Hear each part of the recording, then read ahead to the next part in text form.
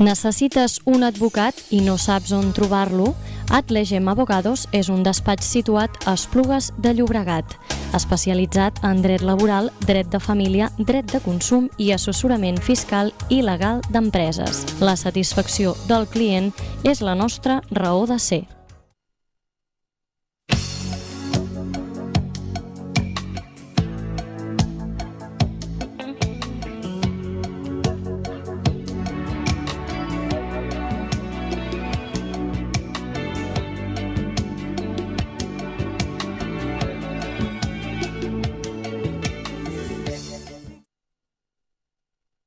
Hola, buenos días. Estamos de nuevo en nuestro programa semanal de Foradultas, programa jurídico en el que intentamos solventar todas las dudas que puedan tener nuestros telespectadores.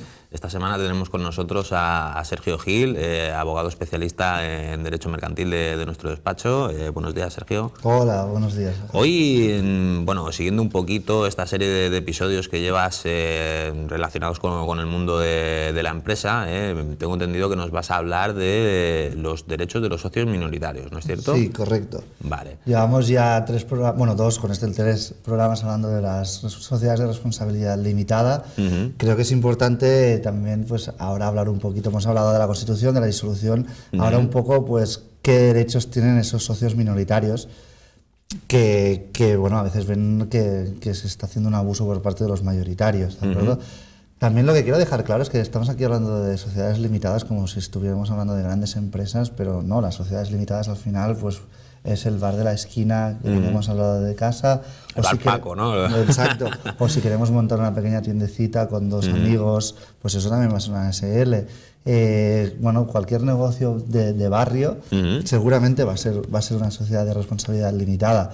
O si queremos montar un pequeño negocio de barrio, vamos a tener que hacer una sociedad limitada. Así que puede ser que cualquiera de nuestros espectadores se encuentre entre la tesitura de ver que sus derechos como socio minoritario, porque son pues 4 amigos que se han juntado y él pues tiene la minoría por lo que sea, y de golpe y porrazo pues esa amistad se va torciendo y los otros pues ven que él ve que abusan. Pues ahora vamos a hablar de qué derechos tiene frente a esa mayoría el socio minoritario. Si te parece bien, antes de empezar con lo que es ya el fondo del asunto, vamos a recordar a nuestros espectadores bueno, nuestro Twitter, que es @legemabogados.com, y que cualquier comentario pues lo pueden dirigir al hashtag Foradultas y el número de programa, que en este caso es el 50, por lo tanto sería hashtag Foradultas50. Y sin más dilación, pues yo entraría ya directamente en materia, ¿no? ¿Cuáles son los derechos que tienen los socios minoritarios en una empresa? En este caso, como has estado hablando bien, en una SL. Bien, vamos a distinguir 3 tipos de socios minoritarios o 3 tipos de acciones que pueden hacer los socios minoritarios, ¿de acuerdo? Por un lado están las que requieren menos del 5% del capital social, es decir, nosotros somos un socio con el 4%, el 3%, el 2% del capital social. Eso nos va a permitir hacer un tipo de acciones, ¿de acuerdo? Entonces, luego, ¿qué pasa si tenemos más del 5%? Vale. Y ¿qué pasa si tenemos un 25% del capital social de esa sociedad? Vale, perfecto. ¿De acuerdo? Entonces, ahora vamos a explicar cada uno de estos pasos que hemos dicho. Y bien, en cuanto a los que requieren el menos del 5% del capital, ¿qué puede hacer un socio que tiene, pues por ejemplo, el 4% del capital social frente al resto del capital social, que bueno, sería el 96%? Pero si estuviera acumulado, por ejemplo, en una segunda persona. ¿Cómo podría defenderse de posibles abusos? ¿Qué es lo que puede hacer? ¿Qué es lo que puede hacer solo? Exacto. Vale.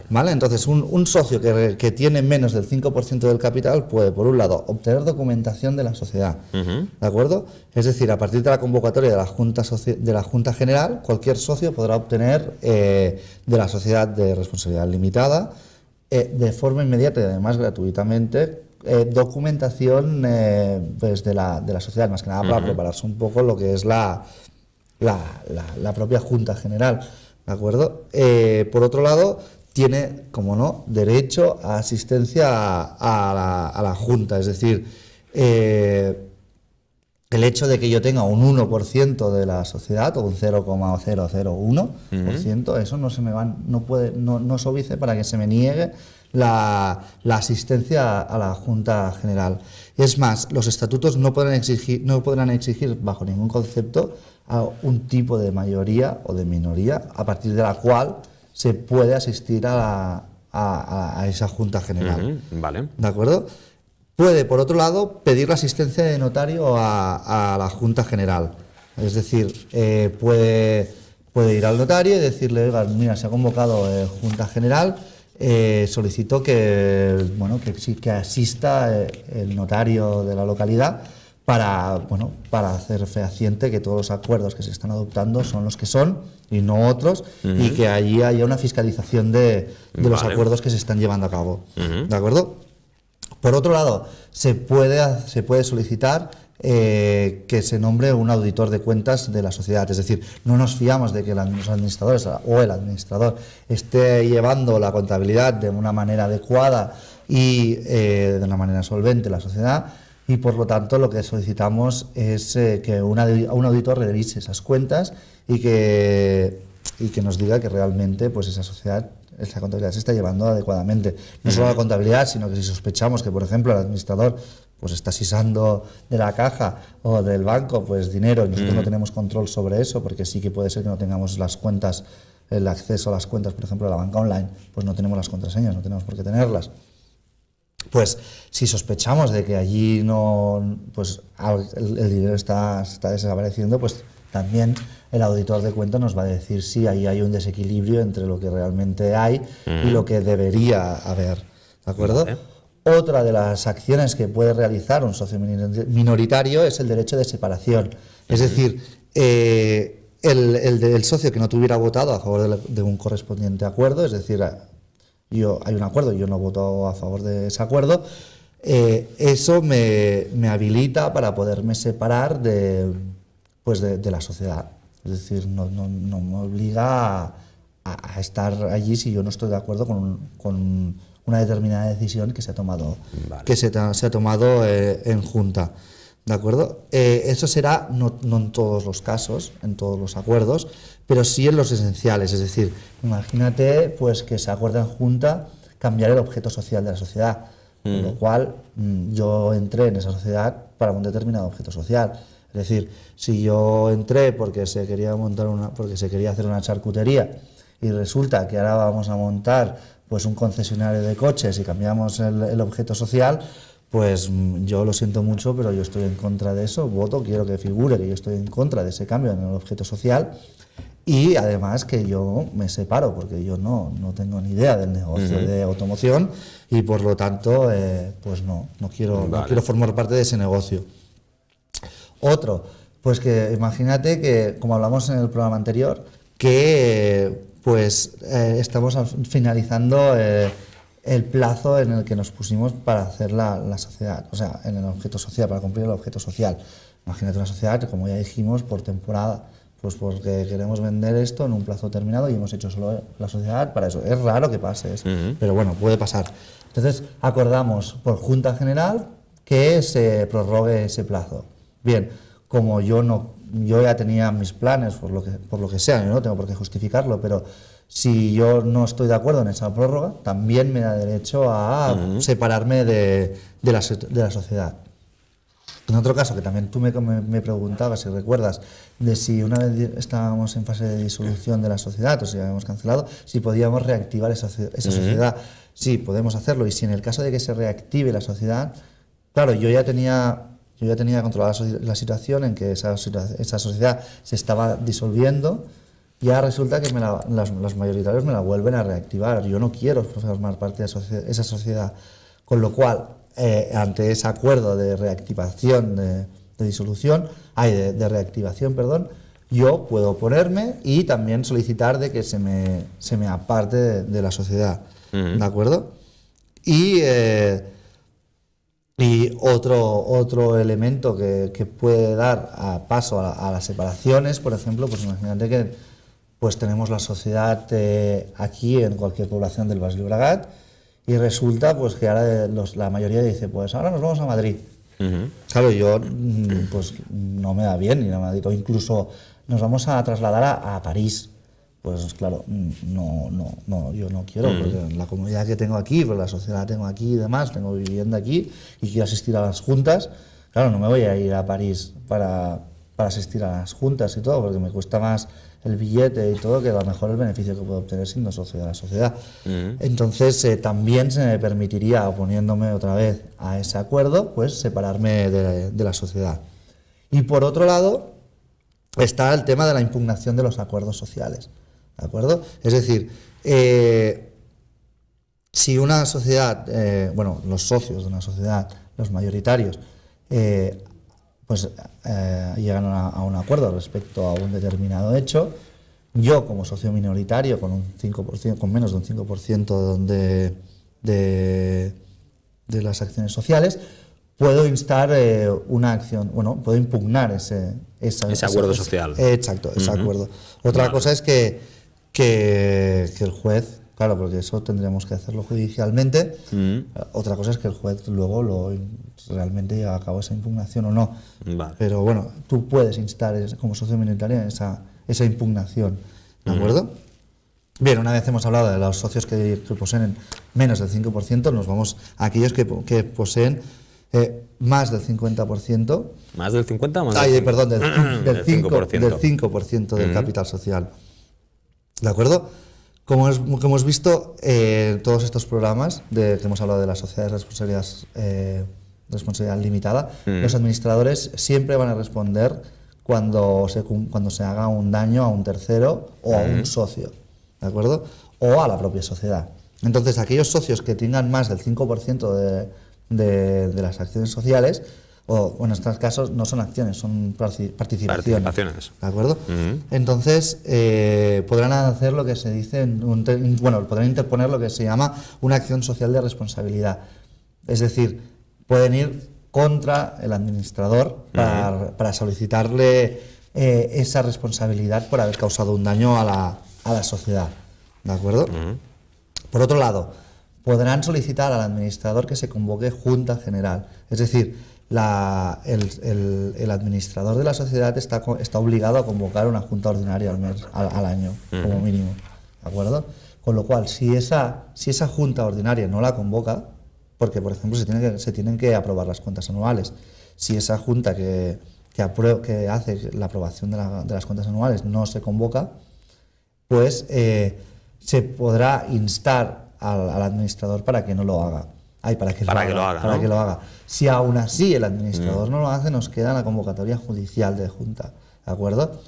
Es decir, le decimos al juez, oiga juez, el administrador no está cumpliendo con una de las obligaciones que tiene que hacer como administrador de la sociedad, pues, por lo tanto... Hágalo usted y convoque junta. También puede ser que lo hagamos como junta extraordinaria, es decir, imagínate de que queremos convocar junta extraordinaria, es decir, la ordinaria es la que legalmente toca para convocar, pues aprobar las cuentas y demás. Pero si queremos hacer un acuerdo, por ejemplo, pues para cambiar el domicilio social, para llegar a un acuerdo de cómo vamos a repartir pues una nueva entrada de dinero que tal, o incluso el cese de un administrador, no estamos de acuerdo con el trabajo que está haciendo ese administrador, todo eso se va a hacer por una junta extraordinaria.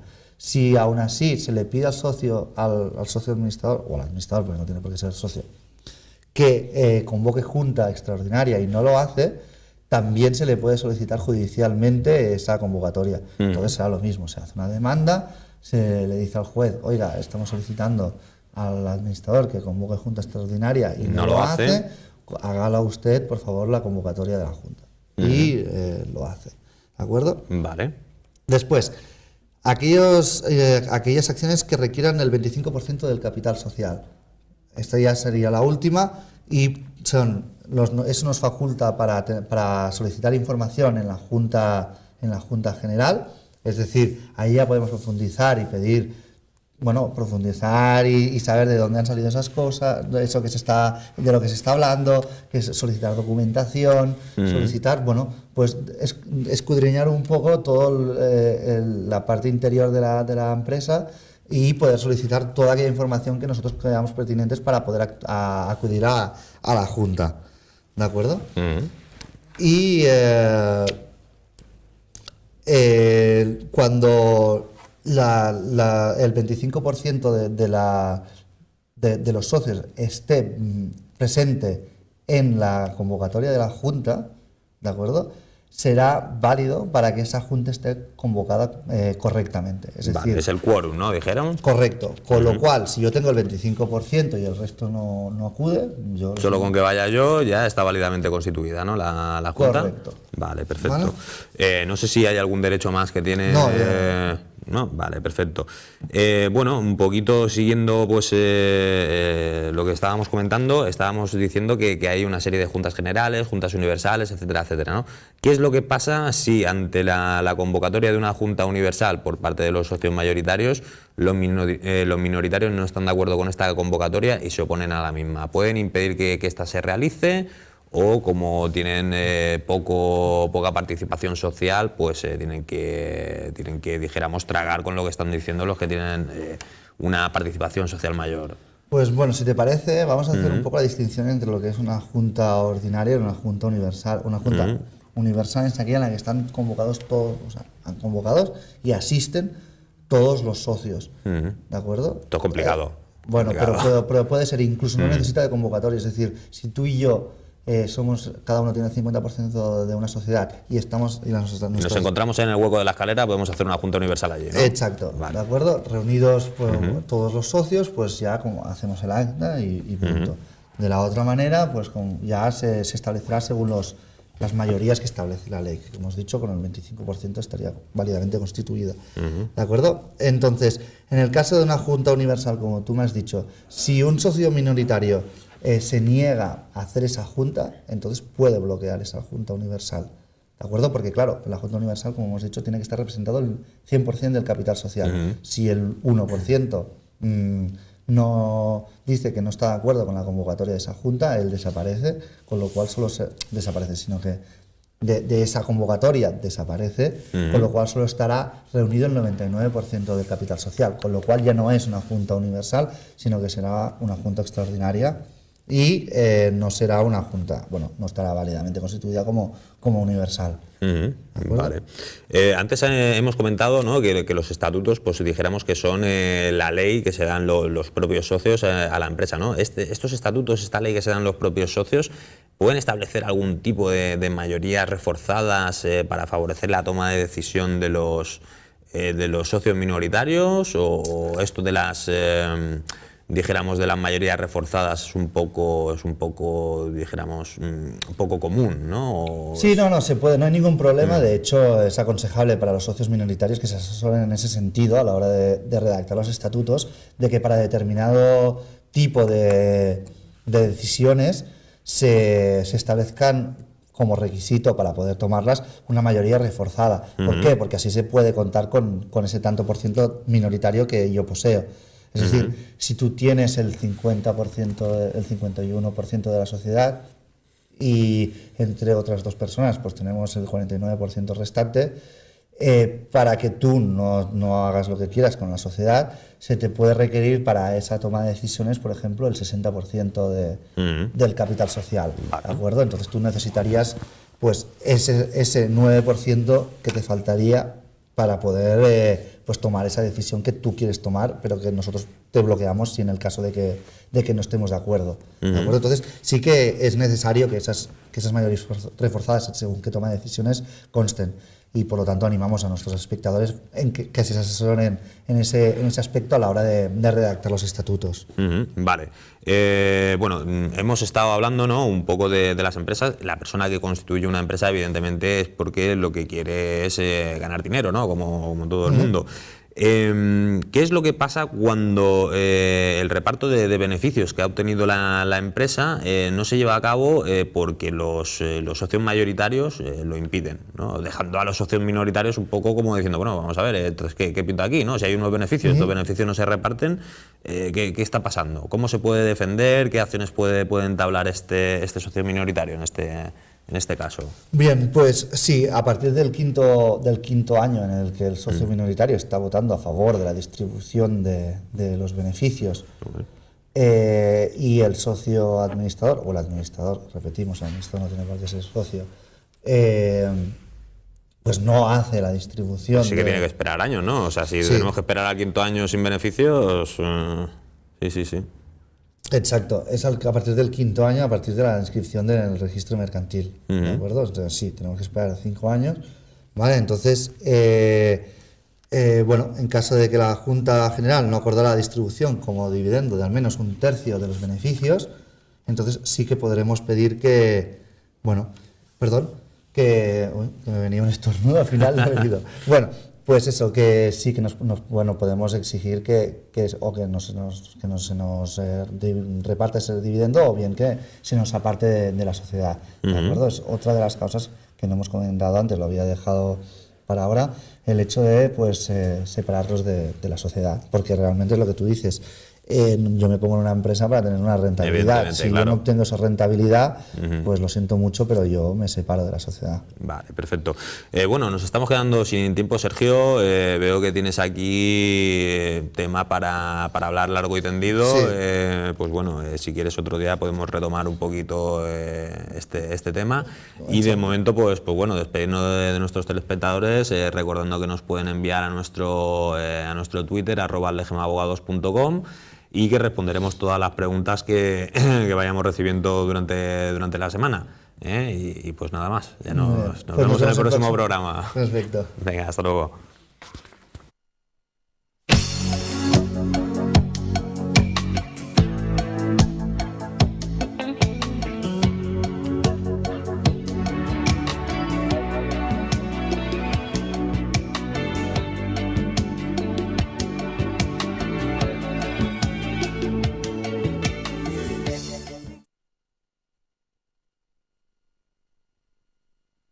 Necessites un advocat i no saps on trobar-lo? Atlegem Abogados és un despatx situat a Esplugues de Llobregat, especialitzat en dret laboral, dret de família, dret de consum i assessorament fiscal i legal d'empreses. La satisfacció del client és la nostra raó de ser.